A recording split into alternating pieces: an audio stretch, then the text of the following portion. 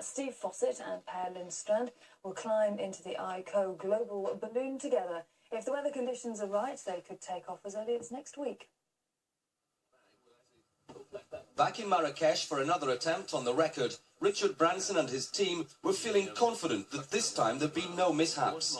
But trying to fly around the world in a balloon is fraught with difficulty. The crew, though, has been bolstered by the arrival of experienced balloonist Steve Fawcett, whose solo attempt earlier this year took him halfway around the world, further than anyone has managed before. Today, Fawcett got his first glimpse of the ICO Global capsule. This is an aircraft system. This is like the cockpit of an airplane, aircraft pressurization system, and that's the virtue of this team that allows them to fly at higher altitudes.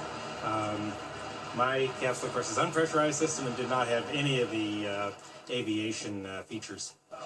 Fawcett was clearly impressed with the technology, but the team knows only too well the attempt depends mainly on the weather.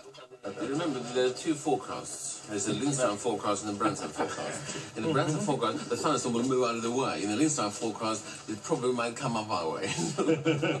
I'll take you on a bet for Thursday. Thursday morning we'll be away. This tiny capsule will be home to the three men for up to 3 weeks if the flight goes well.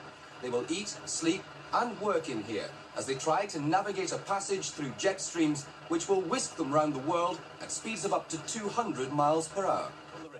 As the final touches are put to the capsule, all the team can do now is wait for perfect weather in which to launch one of the world's most sophisticated balloons.